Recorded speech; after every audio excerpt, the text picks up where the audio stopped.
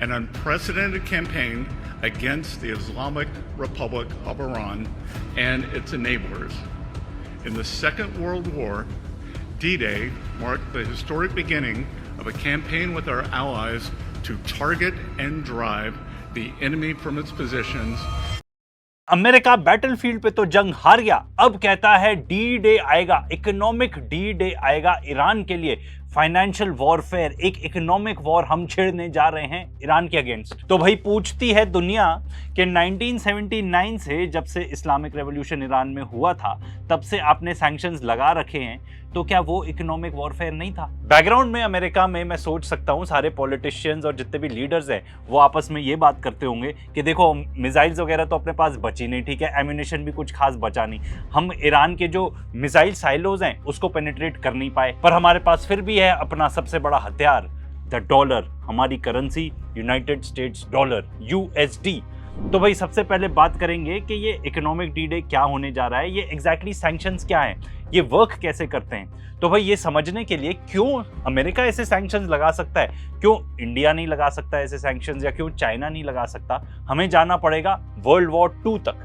World war 2 जब खत्म हुआ तब सारे जितने भी विनर्स थे जो बेसिकली वेस्ट की कंट्रीज थी वो इकट्ठे होती हैं, ठीक है, वो आपस में ब्रेटन वुड्स अग्रीमेंट साइन करती हैं। अब देखो जितने भी यूरोपियन देश थे वर्ल्ड वॉर 2 के बाद एकदम चित हो गए थे, हालत खराब हो गई थी उनकी, इंक्लूडिंग सोवियत यूनियन जो कि एक्चुअली जीता था war along with the West and the United States of America। Surprise surprise, ये लोग एक्चुअली थे allies during World War 2। Soviet union की भी हालत बहुत ही ज्यादा खस्ता थी। तो भाई अमेरिका आता है, ठीक है, अपने पूरे वेस्टर्न एलाइज को बोलता है कि देखो ब्रिटिश एम्पायर तुम तो हो चुके हो bankrupt, and yes the great British empire actually में बैंकरप्ट हो चुकी थी। तो अमेरिका आके कहता है देखो मेरी है सबसे स्ट्रॉन्ग इकोनॉमी, मैंने तुम सबको बचाया, ठीक है, मेरे पास है लार्जेस्ट गोल्ड रिजर्व्स, तो अब से जो वर्ल्ड की रिजर्व करेंसी होगी वो ब्रिटिश पाउंड नहीं रहेगी, वो बन जाएगी the US dollar. Because world की रिजर्व करेंसी बन जाती है, बहुत सारा ट्रेड इसी करेंसी में होने लगता है, तो फिर उस टाइम पे अमेरिका को लगता है यार मेरे पास तो ये बहुत ही अच्छा हथियार है, अगर कोई भी देश मेरी बात ना माने तो मैं उसको वर्ल्ड इकोनॉमी से ही कट ऑफ कर सकता हूँ। एंड उसके ऊपर ये भी ऐड कर लो कि जितना भी ऑयल है, ठीक है, पूरी दुनिया में अगर आपको अपनी इकोनॉमी चलानी है, अपना देश चलाना है, अपनी कार चलानी है, अपनी फैक्ट्री चलानी है, तो आपको ऑयल तो चाहिए ही रहेगा।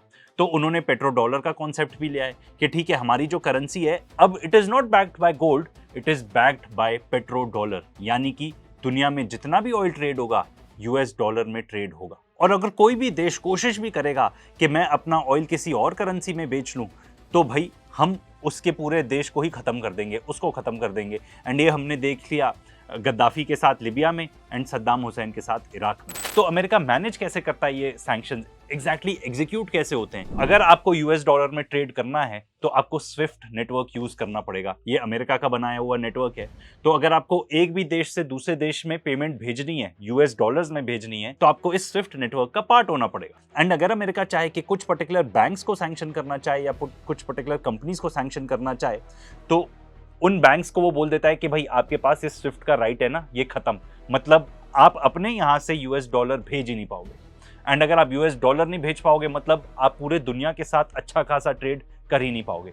तो ईरान के ऊपर इतने टाइम से सैंक्शन लगे हुए हैं, वो अपना कोई भी माल, खासतौर पे ऑयल, यूएस डॉलर में बेच ही नहीं सकता। इसका मतलब कोई भी देश अगर खरीदना चाहता है ऑयल ईरान से एंड ईरान यूएस डॉलर नहीं एक्सेप्ट कर सकता, तो सॉरी बैड लक, आप ईरान से ऑयल ले ही नहीं सकते। तो अगर थ्योरेटिकली देखा जाए तो भाई अगर किसी देश में दम है, वो कहे कि नहीं ठीक है भाई तुम यूएस डॉलर नहीं लेते, कोई बात नहीं, किसी और करेंसी में मेरे साथ ट्रेड कर लो। बट प्रैक्टिकली कितने ऐसे देश हैं जो ऐसा कर पाते हैं? क्योंकि देखो जो उन्होंने हाल लिबिया के साथ किया, इराक के साथ किया, आपके साथ भी कर सकते हैं, ठीक है, और कुछ नहीं तो आपके ऊपर भी सैंक्शन लगा सकते हैं, आपकी इकोनॉमी को खत्म कर सकते हैं। पर हमने ऐसा कई बार देखा है, दो देश आपस में ट्रेड कर रहे हैं एंड यूएस डॉलर में नहीं ट्रेड कर रहे हो। फॉर एग्जांपल इंडिया ही कितना ऑयल लेता था अपना, ईरान से लेता था, आईएनआर के अंदर रशिया से भी लेता था, आईएनआर यानी कि इंडियन रुपीज से लेता था। आज के डेट में नहीं होता। आज के डेट में तो भाई अमेरिका हमको बताता है कि आप किससे ऑयल खरीद सकते हो, किससे नहीं खरीद सकते। तो हम भी रशिया से काफी टाइम तक ऑयल खरीद रहे थे अमेरिका से परमिशन लेने के बाद। बट चाइना कहता है कि भाई मुझे नहीं फर्क पड़ता, ठीक है, मैं तो उससे खरीदूंगा जो मुझे सबसे सस्ता माल देगा। एंड अगर आप देखो, अगर आप दम रखते हो कि यूएस सैंक्शंस आप ना मानो तो आपके लिए भी बहुत एडवांटेजियस है। जैसे कि इंडिया के लिए बहुत एडवांटेजियस था कि इंडियन रुपी एक्चुअली कोई एक्सेप्ट कर रहा था, रशिया एक्सेप्ट कर रहा था, ईरान एक्सेप्ट कर रहा था, उसके बदले में ऑयल ट्रेड कर रहा था। नहीं तो भाई इंडियन रुपी आप खुद भी देख लो, आप किसी दूर देश में जाओगे ना, इंडियन रुपी एक्सेप्ट भी नहीं करेंगे। एंड अगर एक्सेप्ट भी कर लें तो जो रेट है वो इतना घटिया मिलेगा, बिकॉज सिंपल बात है, इंडियन रुपी की ज्यादा डिमांड ही नहीं है। एंड इसी वजह से इंडियन रुपी इतनी मार खा रहा है against the US dollar and against other currencies. तो वापस आते हैं अपने मेन टॉपिक पर कि जो सैंक्शंस है क्या चीज है एंड इसको as a means of economic warfare कैसे यूज किया जा सकता है। सबसे अच्छा एग्जांपल है रशिया यूक्रेन वॉर। 2022 में जब ये वॉर चालू होता है तब तुरंत अमेरिका एंड यूरोप मूव करते हैं, रशिया के जितने भी बैंक्स होते हैं उनको स्विफ्ट नेटवर्क से बाहर कर देते हैं।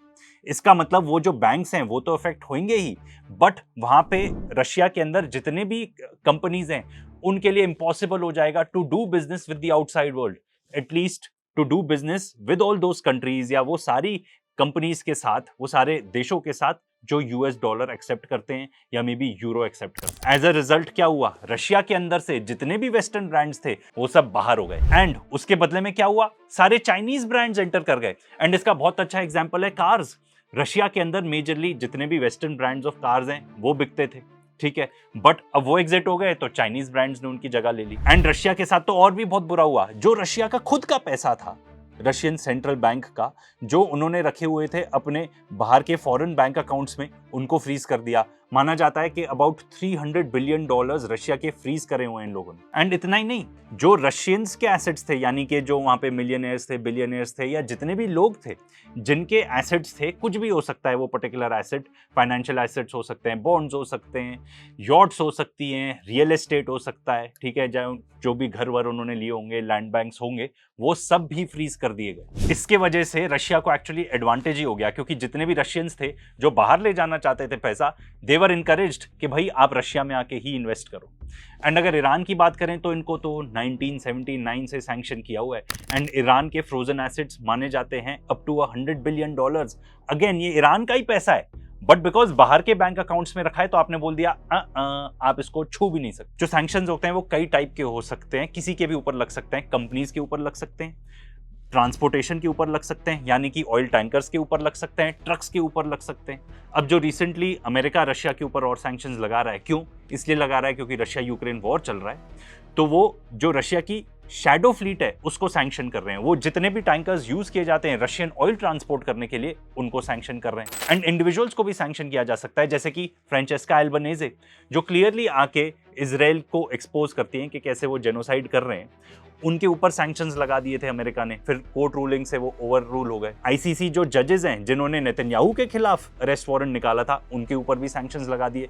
तो भाई इनके ऊपर अगर सैंक्शंस लगा दिए, इसका मतलब आप अपना अमेजॉन अकाउंट नहीं यूज कर सकते, क्रेडिट कार्ड्स नहीं यूज करते, गूगल अकाउंट्स तक यूज नहीं कर सकते। एंड भाई ये जो सैंक्शंस लगाता है अमेरिका, मैं आपको बता दूं, ये भले ही अपने किसी भी पॉलिसी को इंप्लीमेंट करने के लिए बनाते हो या किसी से दुश्मनी है, जैसे कि ईरान से दुश्मनी है, ईरान की सरकार को टॉपल करना है उसके लिए करते हो, पर इसका असली इंपैक्ट लोगों पर पड़ता है। अब ये देखो, ये स्टडी है by the centre of economic and policy research, जो बता रही है कि 1971 से लेके 2021 तक अमेरिका एंड ईयू ने, यानी कि यूरोपियन यूनियन ने जो सैंक्शंस लगाए हैं, उससे 38 मिलियन लोग, यानी कि ऑलमोस्ट 4 करोड़ लोग मारे जा चुके हैं। यहाँ पे ये बताया जा रहा है कि साइलेंट किलर्स होते हैं ये सैंक्शंस, एंड खास तौर पे जब इन्होंने लगाए ये सैंक्शंस इराक पर, सीरिया के ऊपर, वेनेजुएला के ऊपर, तो ऑलमोस्ट मतलब ऑन एन एवरेज 5,64,000 डेथ्स हुई हैं हर साल। एंड ये लैंडसेट की स्टडी है जो बता रही है, एंड ये डेटा लिया गया है from 152 countries and over a period of 10 years. मतलब कि जितना एक आर्म्ड कॉन्फ्लिक्ट में, यानी कि एक जंग में लोग मारे जाएंगे, उतने लोग सैंक्शंस की वजह से मारे जाते हैं। एंड 5,64,000 डेथ्स अ ईयर का मतलब ऑलमोस्ट 1500 लोग हर दिन 1500 लोग मारे जाते हैं इन सैंक्शंस की वजह से। एंड इसको कंपेयर कर सकते हैं हम कि नाजी जर्मनी ने जो लेनिनग्राड के ऊपर सीज लगाया था 872 डेज का, वहां पर भी ऑलमोस्ट रोज के रोज 1500 लोग ही मरते थे। एंड भाई आप पूछोगे कि सैंक्शंस लगाए हैं, इससे लोगों के मरने का क्या लेना देना है? बिल्कुल लेना देना है, क्योंकि आप ये इसलिए कर रहे हो ताकि एक करंट रिजीम को या एक करंट गवर्नमेंट को आप टॉपल कर सको। उसके लिए जहां जहां से भी वो देश पैसे कमा सकता है आप उसको सैंक्शन कर देते हो। एंड सैंक्शंस जो होते हैं वो रिस्ट्रिक्ट करते हैं एक्सेस, मतलब रोजमर्रा की चीजों को, चाहे वो खाना हो, चाहे मेडिसिन हो, चाहे कोई ऐसे पार्ट्स हो जिससे आपके देश का वाटर एंड इलेक्ट्रिकल सिस्टम चलता हो। तो भाई ये वॉर जैसे डेडली हैं ये पर्टिकुलर सैंक्शंस। वेनेजुएला का यहाँ पे एग्जांपल ले लो, तो भाई जब से उनके ऊपर सैंक्शंस लगाए हैं वो देश डिप्रेशन में ही चला गया। उनकी जो इकोनॉमी है बिटवीन 2012 टू 2020 71% से श्रिंक हो गई। एंड इतनी इकोनॉमिक हार्डशिप की वजह से कितने लोग मारे गए होंगे, एंड खास तौर पे बच्चे, क्योंकि देखो मेडिसिन नहीं मिल पा रही, अच्छे से खाना नहीं मिल पा रहा, तो बच्चे इससे सबसे ज्यादा अफेक्टेड रहते हैं। अब जैसे इराक के ऊपर सैंक्शंस लगा दिए, उनकी पूरी इकोनॉमी को खत्म कर दिया before they decided to invade Iraq, ठीक है। इससे माना जा रहा है, यूनिसेफ ही रिपोर्ट कर रहा है कि ऑलमोस्ट 5 लाख बच्चे मारे गए। एंड सीरिया के ऊपर भी सैंक्शंस लगाए थे, वहां पे तो सिविल वॉर भी चालू करा दिया था, जिसकी वजह से ऑलमोस्ट 90% ऑफ लोग जो है ना सीरिया में, वो गरीबी रेखा के नीचे चले गए थे। तो भाई सवाल यहाँ पे ये उठता है कि क्या सैंक्शंस वर्क भी करते हैं? देखो हमने देखा कि कैसे वर्क करने की डेफिनेशन क्या है। अगर आप एक देश को तबाह करना चाहते हो तो हाँ, आपने वेनेजुएला को काफी हद तक तबाह किया, आपने इराक को काफी हद तक तबाह किया, इंक्लूडिंग सीरिया। पर जब आप सैंक्शंस लगाते हो against a great power like Russia या चाइना, तो फिर डू दे एक्चुअली वर्क? अब जैसे इन्होंने रशिया के ऊपर सैंक्शंस लगाए तो रशिया ने कहा ठीक है भाई, ठीक है, मैं अपनी नेचुरल गैस यूरोप को नहीं एक्सपोर्ट करता, मैं अपना ऑयल यूरोप को नहीं एक्सपोर्ट करता, मैं ये सब चाइना को बेच देता हूं। And China was more than happy to step in. तो उसके वजह से उन्होंने जो सैंक्शंस लगाए एंड जो इनकी एंटी रशिया पॉलिसी थी, उसके वजह से Russia and China came closer together. Syria भी कोलैप्स हो गया, but Iran did not. And जब आज इतनी थिएट्रिक्स प्ले कर रहे हैं, इकोनॉमिक डी डे की बात कर रहे हैं, डी डे मतलब जब एलाइज ने जर्मनी के खिलाफ ऑफेंसिव चालू कर दिया था, जाके अपना बाय बोट्स बाय शिप्स पूरा मेनलैंड फ्रांस जो है उसको कैप्चर करने की वापस उन्होंने कोशिश करी थी, उसको डी डे कहते हैं। तो क्या करना चाह रहे हैं एग्जैक्टली ये लोग?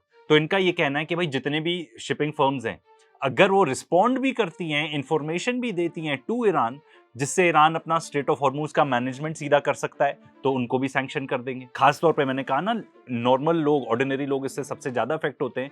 तो जितने भी लोग अमेरिका से अपना पैसा भेजना चाह रहे हैं, जिनके परिवार है ईरान में, वो लोग भी इसकी चपेट में आ जाएंगे। May be they will not be allowed कि आप पैसे ही नहीं भेज सकते। एंड जितने भी देश हैं जो ईरानियन ऑयल खरीद रहे हैं, वो भी इसकी चपेट में आ जाएंगे। पर सवाल तो ये उठता है कि ईरानियन ऑयल खरीद कौन रहा है? मेजरली एक देश है, चाइना।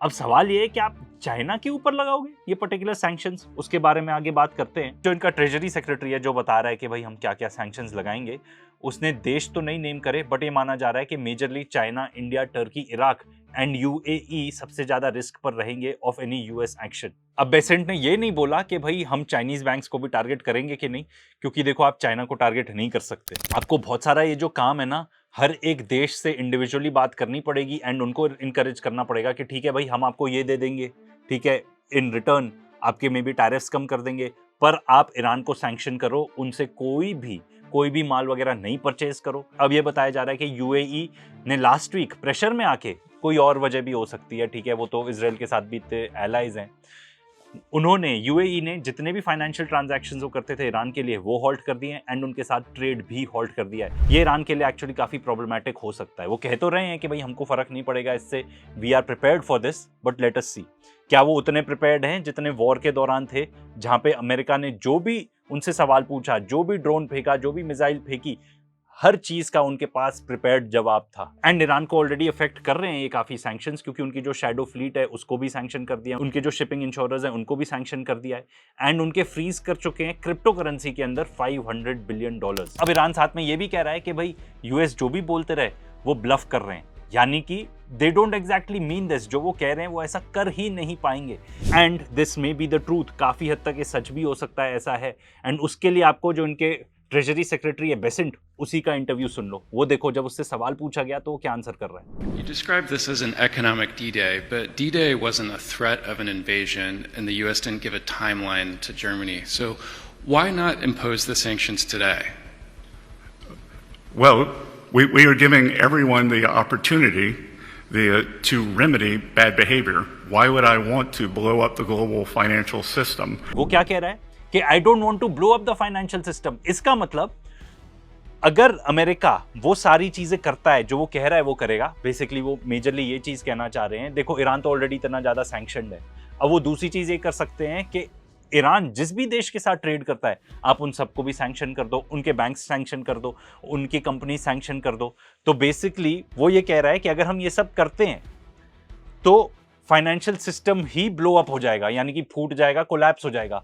तो क्या ये लोग एक्चुअली ऐसे स्टेप्स उठाएंगे? दूसरा सवाल ये है कि अगर वो सैंक्शंस और लगा भी देते हैं, आप ऑलरेडी इतना सैंक्शन कर चुके हो ईरान को, और अगर आप सैंक्शन करोगे तो क्या उससे कोई फर्क पड़ेगा? उसको एनालाइज करते हैं। सबसे पहले तो ईरान का जो सबसे बड़ा बायर है ऑफ क्रूड ऑयल वो है चाइना। ईरान का 80% ऑफ ऑयल तो चाइना में ही खपत हो जाता है एंड चाइना के ऊपर ऑलरेडी बहुत सारे सैंक्शंस अमेरिका लगा चुका है। चाइना के ऊपर एग्जैक्टली नहीं, बट उनकी जो शैडो फ्लीट है टैंकर्स की, उसके ऊपर लगा चुका है। उनके जो एक्चुअली रिफाइनरीज हैं जो इरानियन ऑयल को रिफाइन करती है उनके ऊपर भी लगा चुका है। बट ईरान ये सब जो बेचता है चाइना को, वो यूएस डॉलर में तो बेच नहीं रहा, वो तो बेच रहा है युआन में। एंड इनकी जितनी भी पेमेंट होती है वो चाइनीज बैंक्स के थ्रू या हांगकांग में ट्रेडिंग कंपनीज हैं, शेल ट्रेडिंग कंपनीज, उनके थ्रू होती है।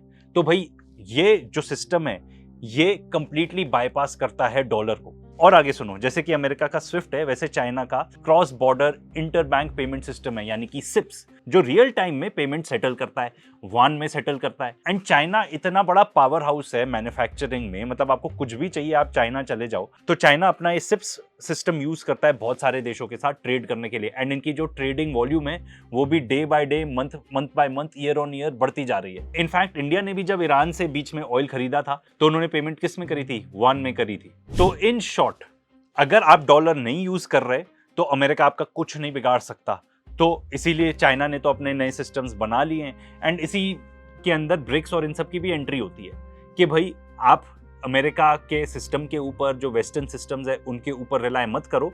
अगर हमको आपस में ट्रेड करना है तो हम आपस में एक दूसरे के साथ एक दूसरे की करेंसी में ट्रेड कर सकते हैं। एंड जब अर्ली डेज ऑफ वॉर में जब ईरान ने स्ट्रेट ऑफ हॉर्मुज बंद किया था तब वो कह ही रहा था ना, वो सारी शिप्स अलाउड हैं जो ऑयल ट्रेड कर रही हैं या जो भी आपका मटेरियल है वो अगर आप ट्रेड कर रहे हो चाइनीज युआन में, तो वो खुद ही यूएस डॉलर में ट्रेड नहीं करना चाहते। एंड सबसे बड़ा सवाल जो इस पूरे जो प्रोसेस में अमेरिका की सबसे बड़ी वीकनेस है ना, क्या वो एक्चुअली चाइना को सैंक्शन कर सकते हैं जो कि है the biggest buyer of Iranian oil?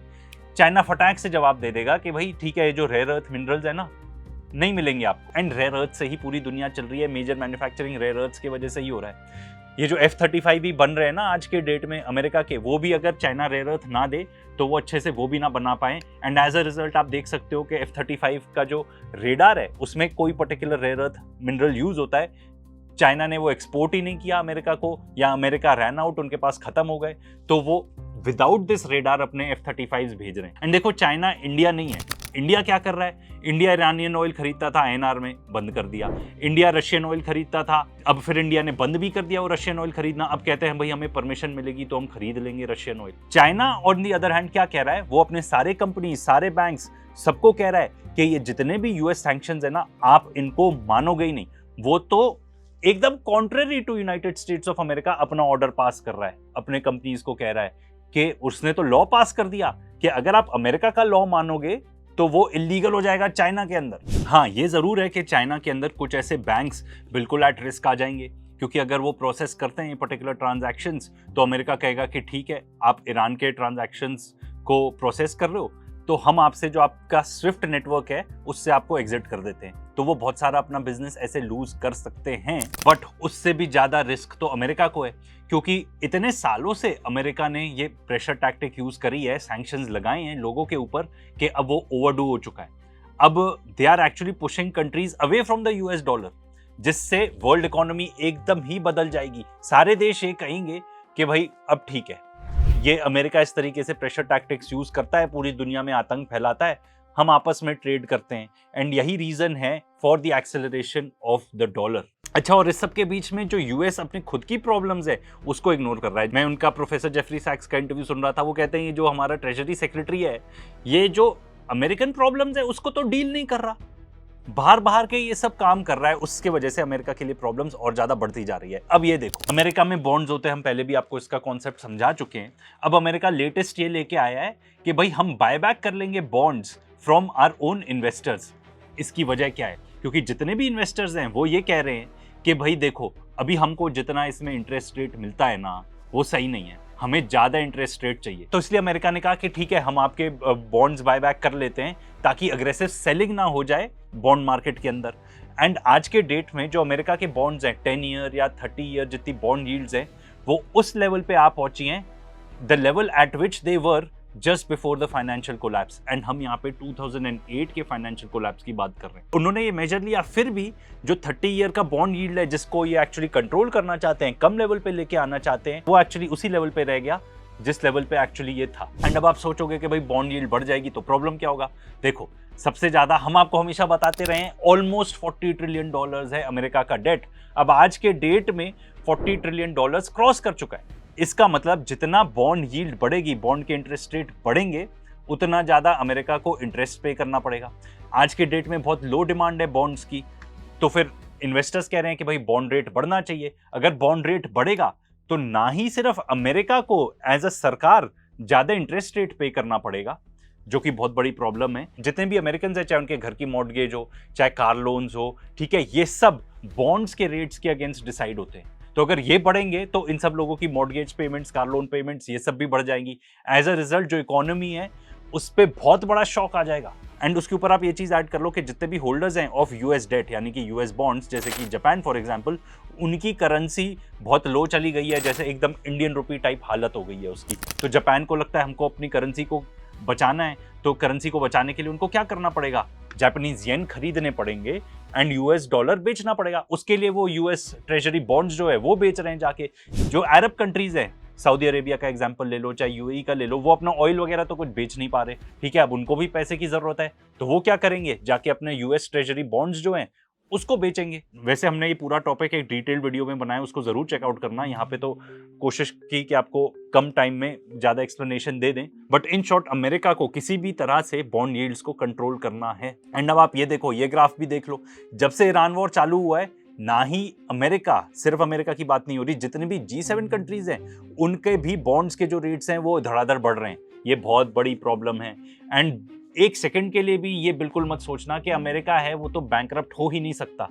Back in the day United kingdom यानी कि द ग्रेट ब्रिटिश एम्पायर, वो भी जंग लड़ते लड़ते, वर्ल्ड वॉर 1, वर्ल्ड वॉर 2 लड़ते लड़ते बैंकरप्ट हो गई थी। एंड सबसे ज्यादा वो डेट अपना किसको वो करती थी, यूनाइटेड स्टेट्स ऑफ अमेरिका को। एंड आज के डेट में अमेरिका भी इसी तरीके से जंग के बाद जंग, जंग के बाद जंग, एक्चुअल बैटलफील्ड पे जाके जंग तो हो ही रही है, ट्रेड वॉर भी लड़े जा रहे हैं वो। अब ये देखो, इतना अच्छा नेबर है इसका कनाडा, इससे अच्छा नेबर किसको मिलेगा। इंडिया में पूछ लो, पाकिस्तान में पूछ लो, बांग्लादेश में पूछ लो, अपने आपस में नेबर से लड़ते ही रहते हैं। इतना अच्छा नेबर मिला है, उसके साथ भी इसने ट्रेड वॉर छेड़ दिया। इसका मतलब क्या होता है, जब ये टैरिफ्स लगाता है, इसका मतलब अमेरिकन के लिए, जो ऑर्डिनरी अमेरिकन हैं, उनके लिए चीज़ें और ज़्यादा महंगी हो जाती हैं। वैसे भी जो कॉस्ट ऑफ लिविंग है अमेरिकन के लिए वो बहुत ज़्यादा बढ़ चुका है। जो 76% ऑफ अमेरिकन है ना, उनको लगता है कि जो कॉस्ट ऑफ लिविंग क्राइसिस है ये सबसे बड़ी प्रॉब्लम है उनके लिए। मतलब बेसिक चीज़ें नहीं अफोर्ड कर पा रहे वो। एंड ये अमेरिका की बात हो रही है, द ग्रेट अमेरिकन ड्रीम।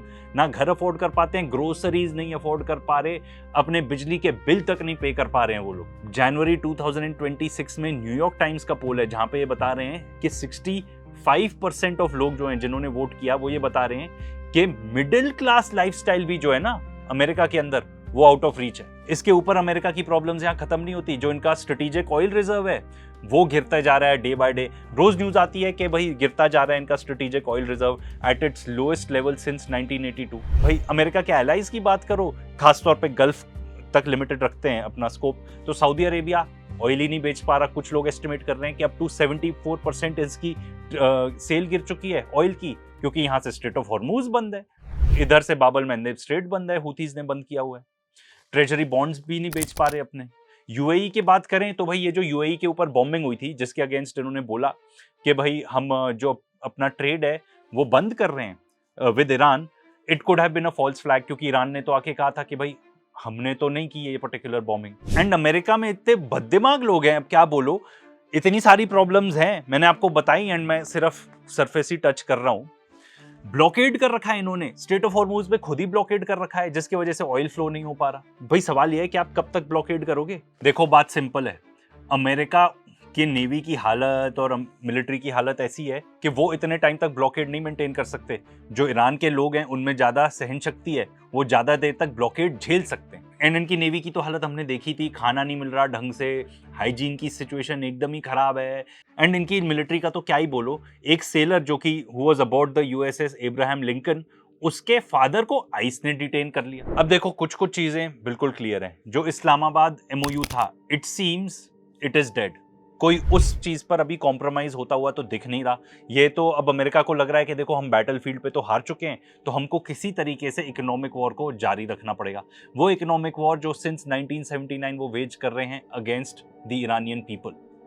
जो वर्ल्ड है वो डिवाइड होते जा रहा है, ठीक है, इससे बहुत लोगों को नुकसान होगा, क्योंकि जब पीस टाइम्स रहते हैं, जो हमने इनफैक्ट दुनिया में लकीली काफी टाइम तक देखा है, उससे डेवलपमेंट बढ़ती है, ठीक है, एंड आपकी इंटरडिपेंडेंसी बनती है। तो आपको पीस चाहिए होता है इंटरडिपेंडेंसी के लिए, पर आज के टाइम पे ये वॉर का जमाना चल रहा है। वॉर के जमाने में आपको सेल्फ रिलायंट होना पड़ेगा, ठीक है, बहुत सारा आप लोगों के साथ ट्रेड नहीं कर पाओगे। इंडिया की बात अलग है, हम तो काफी हद तक चाइना पर डिपेंडेंट है, पर ये जो इकोनॉमिक वॉर चल रहा है ना, या आगे होगा, this will be loss making for everyone. सबका नुकसान होगा इसमें, एंड इसका सबसे बड़ा एग्जांपल तो है स्ट्रेट ऑफ हॉर्मुज। एंड फिर एक और सवाल आता है कि भाई इंडिया, हम किस साइड पे होंगे, which side are we going to choose.